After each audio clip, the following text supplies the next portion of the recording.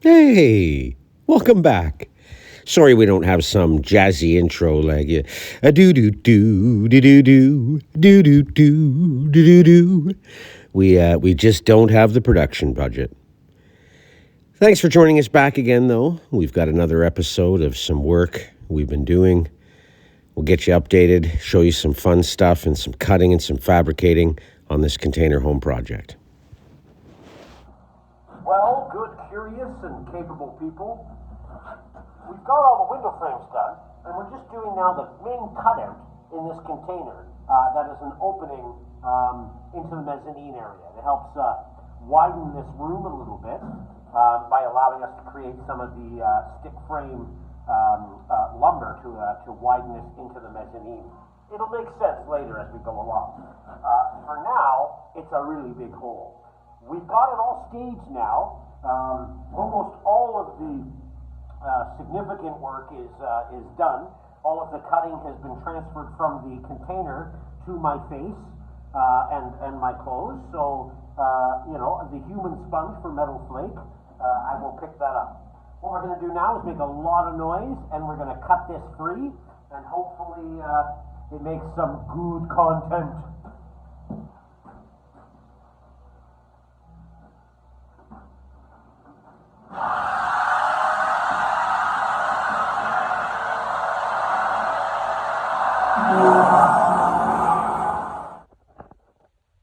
Well, another beautiful day here, curious and capable people. We have a lot of work to do today. Today we are hopefully doing some lifting of some vital components into the second floor and second story. We've completed all the fabrication on the two upper 20-foot sections of containers. All of the structural welding is in place in both containers. Let's do a quick walkthrough on each one. Let's take a closer look at these. With these openings, as I've said many times, it's all about carrying the load to the top of the container. And in these, I've decided to fully seam weld. If you want to build a generational home, well, I'm sorry, but DAP and polyurethanes and silicones aren't going to cut it. They will last a generation, but we're intending this home to last a lot longer than that. I hope some great-great-grand descendant is reviewing this silly video docu-series we've done and enjoying the work as they stand in this room that we're looking out of now. Hopefully. Quick little tidbit. While we're cutting this out, wanted to show you guys, we've got the two sides cut, but I just wanted to show you a little tip.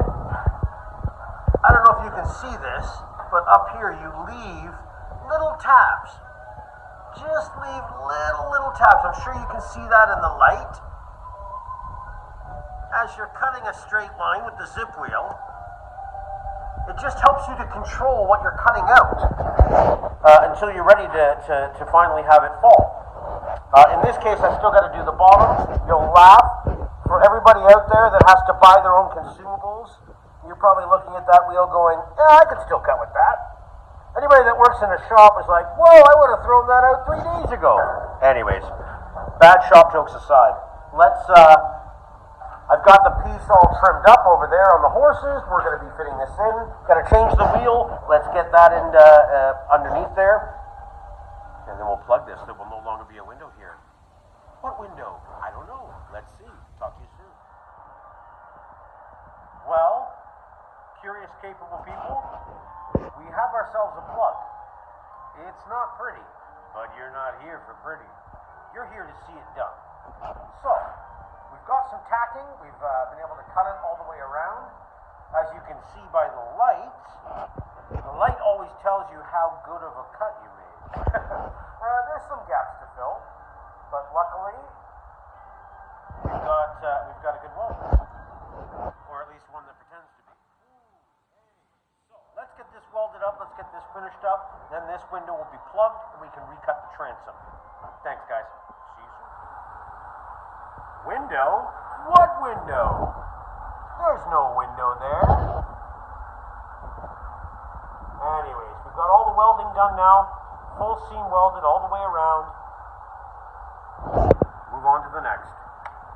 To be able to take the opportunity to thank our sponsor, a true sponsor, and it gave me a chance to be really honest and open about this project, about what it's meant to me, about what it's meant to the sponsor, which is this incredible family. For years now, over half a decade, they've sacrificed working multiple jobs, borrowing money from family, friends. They've really, as I said to the homeowners, they never stopped believing that this home could happen. And it has been an absolute honor and a pleasure to be able to work with them to help realize this vision.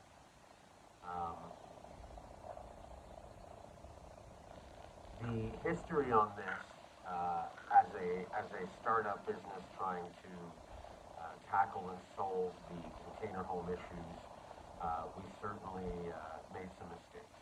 And there's a lot of outstanding circumstances to this project, like the pandemic starting and literally the cost of every input material quadrupling. But at the end of the day, these are excuses. You know, it's important to be accountable. And things went so poorly that it cost us everything. We lost the shop. I even battled myself homelessness, and let's just say I'm forever will be a fan of Wagon Subarus. They have been quite literally a lifesaver. But you tend to be thankful, very thankful for just the moments you've had, but for the moments you have, and the ones that you still have to make right. And thank you for not fast forwarding this or skipping ahead, because these sponsors deserve more than just appreciation or admiration. They've given up so much. They carry 2 mortgages and work multiple jobs to make this project happen. And again, they've never stopped believing that this could be. And I owe them both, not just an apology for how bad it has gone, but my thanks for letting me be a part of doing the best that I can to make it right. One thing about building a generational house is that their children still have a chance to be a family in this home and in this community. And maybe someday their children and their children's children and their children's children will be able to look back and maybe see a bit of this documentation on the reality and the struggle that it takes to build a custom home, at least legally. Anybody can weld containers together and bury it in a backyard and call it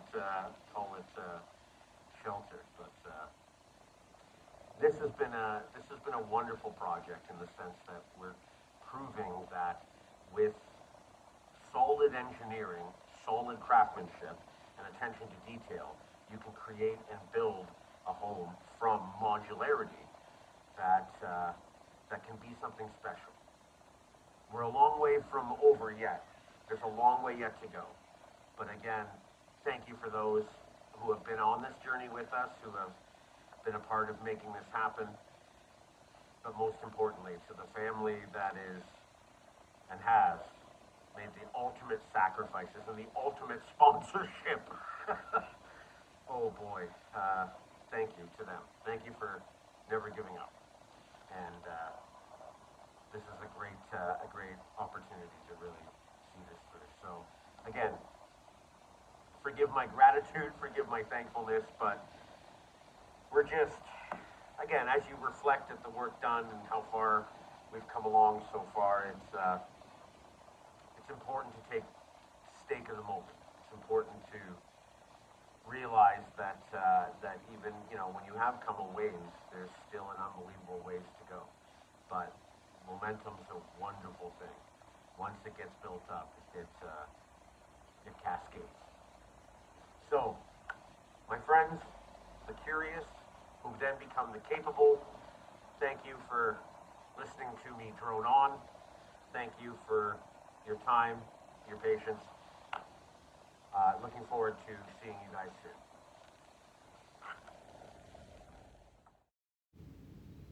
Thank you to the curious and capable, each and every one of you. Please feel free to check out our website at maxmetalworks.com or give us a call.